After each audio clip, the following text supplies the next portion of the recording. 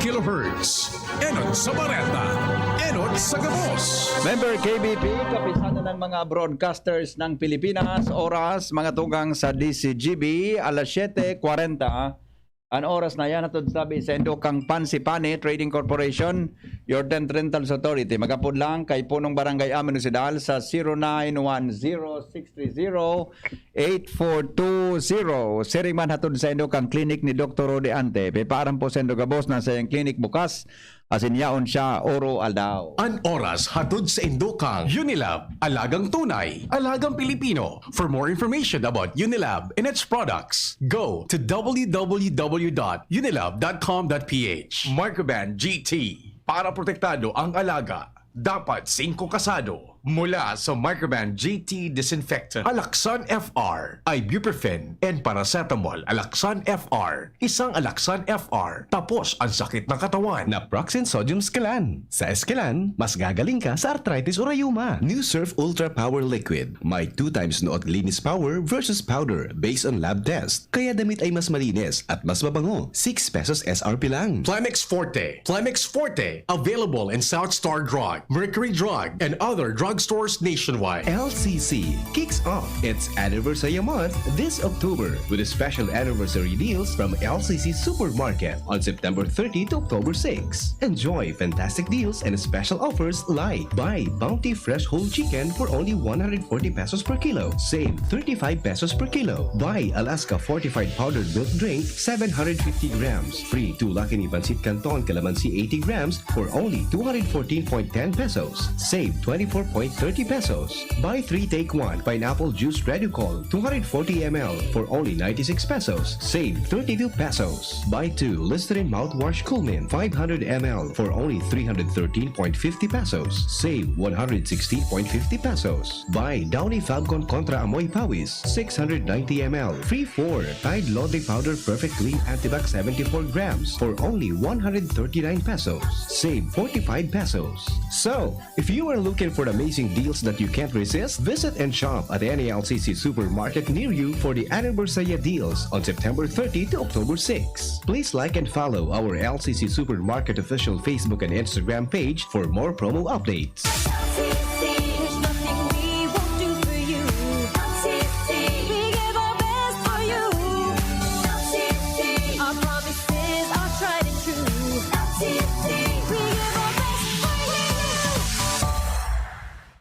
Ang hapot. Dainin maraot sa paghapot. Dainin pagbabawal sa paghapot. Mga kahaputan kan banwaan na dapat masimbagan kan mga nanunungdan. Ano nga niyan hapot naan? Ngunyan, uya ang hapot. Mga tugang Henry Maceda po, ang lalaking hindi inuumaga. Dahil pong personalan, kita maghapot lang. Mga kahaputan, kan na dapat masimbagan kan mga nanunungdan. Mga kasimbagan na dapat na may katuyuhan na ang sarong problema masolusyonan. Ini po ang hapot sa DCGB. Ano ang masasabi nindo kainin na problema kan mga farmers ta duman sa North buda sa ibang parte kan Pilipinas? Makonsilo adi. Kita nga sa Pilipinas ang mga paminsan ang mga tinanom ta duman sa North, sa Benguet, sa ibang area. Nagkakarala pa, taday na po nakukonsumo.